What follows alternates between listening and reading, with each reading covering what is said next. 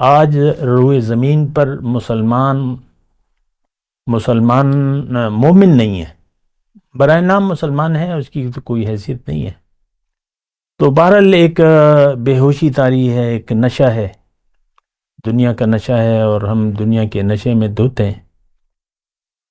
ایک تو دیکھیں اس کی وجوہات ہیں، اور وجہ یہ ہے کہ ہم نے قرآن کو چھوڑ دیا ہے۔ میں یہ نہیں کہہ رہا کہ قرآن ہم سے چھین لیا گیا ہے۔ بعض لوگ کہتے ہیں نا انگریزوں نے یہ تدبیریں کی ہیں، یہودیوں نے کی ہیں۔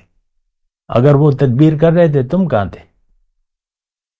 چلو انہوں نے سازش کر لی، لیکن تم کہاں تھے؟ تم نے کیوں چھوڑ دیا؟ اللہ اکبر اللہ اکبر اللہ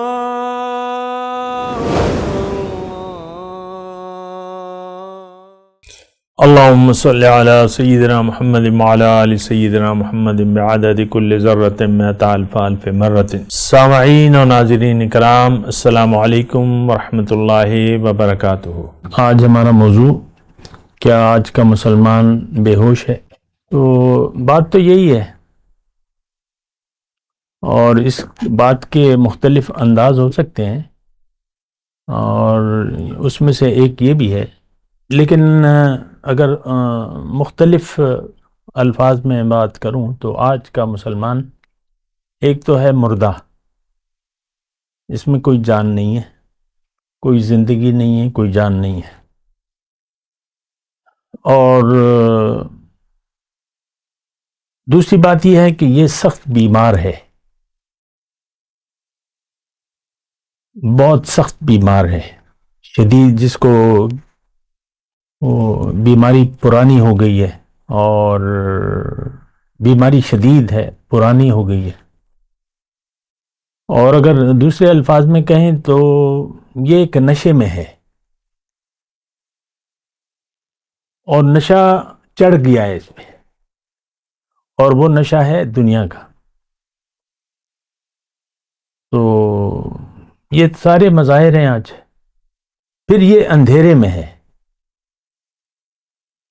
اس نے اندھیروں کو روشنی سمجھ لیا، اندھیروں کو روشنی سمجھ لیا۔ یہ ساری باتیں ہیں، بے ہوش میں نے کہا، شدید بیمار میں نے کہا، بے جان مردہ کہا، اور جو بھی ہے۔ تو دیکھیں یہ کیفیت تو طاری ہے، صدیاں ہو گئی مسلمان پہ یہ کیفیات طاری ہیں۔ آپ دیکھ لیں انگریزوں نے ہم پہ حکومت کر کے گئے کہ نہیں گئے؟ انگریزوں کے ہم غلام تھے، یہاں مردان میں بھی تھے انگریز، سارے پھیل گئے تھے، کیا بنگال اور کیا کلکتہ اور کیا دلی اور کیا، انگریز آپ پر غالب آ گئے تھے، آپ غلام بنا لیا تھا اس نے۔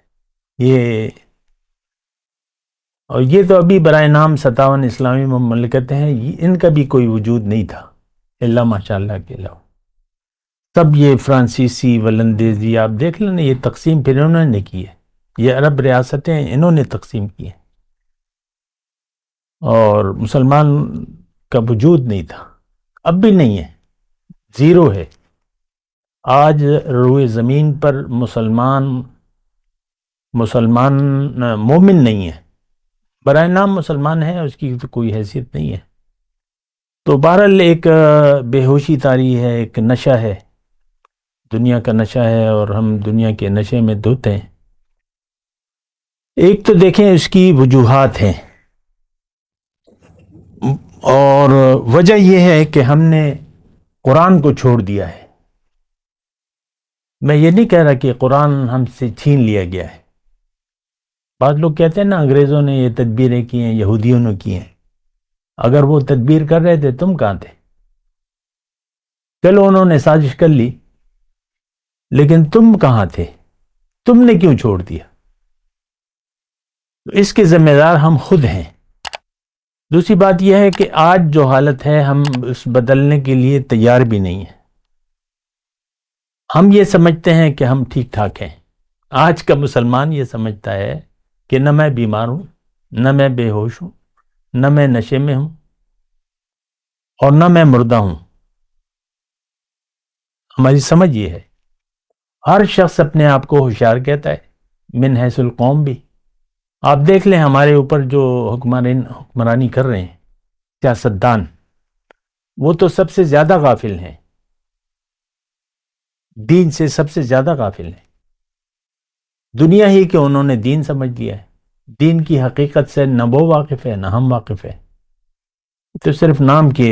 بہرحال خیر، اس کی میں وجوہات بتا رہا ہوں کہ ہم نے قرآن کو چھوڑ دیا ہے، قرآن سے ہدایت لینا چھوڑ دی ہے.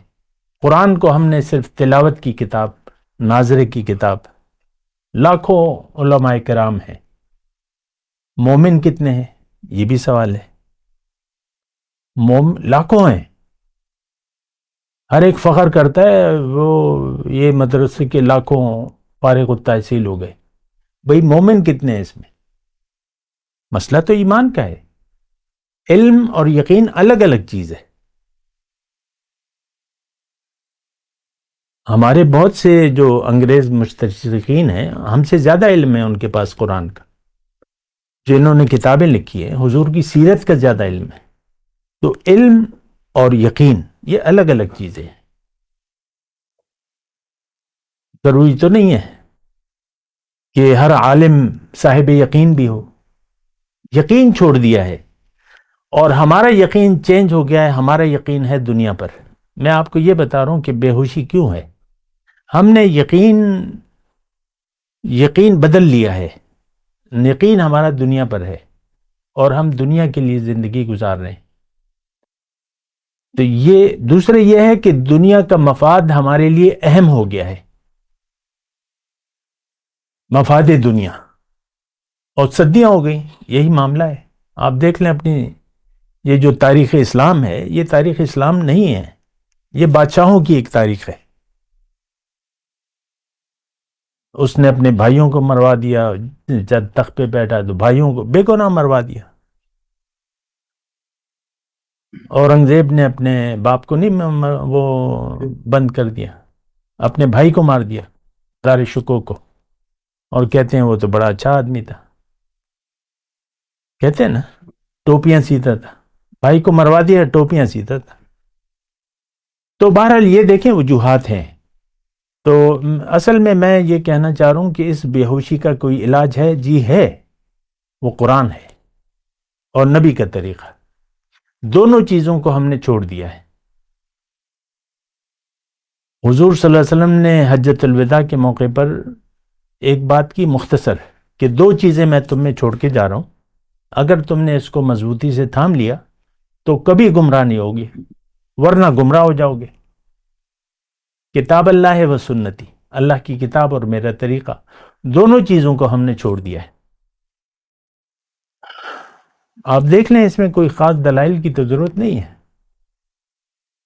مسلمان نے اللہ کا کلام یعنی ہدایت کے طور پہ، آپ دیکھ لیں کتنے لوگ قرآن سے واقف ہیں یا واقف ہونا چاہتے ہیں. یہ جو مساجد میں درس وغیرہ ہو رہے ہیں یہ روایتی ہیں. امام کہہ رہے میں فارغ ہوں، عشاء کے بعد بیٹھ جاؤ، میں کچھ آیا تو آپ بیٹھ کے دیکھیں وہ کیا کہتا ہے. کوئی الفاظ کی بات ہے یا قصے یا کہانیاں یا مسائل، بس کوئی زندگی کی بات نہیں ہے، کوئی شفا کی بات نہیں ہے، روایتی ہے. سب کچھ روایات بن گئی. یہ امت روایات میں کھو گئی، یہ امت خرافات میں کھو گئی. تو دیکھیں یہ وجوہات تو ہیں، وہ میں نے بتا دی. اب اس کا علاج ہے.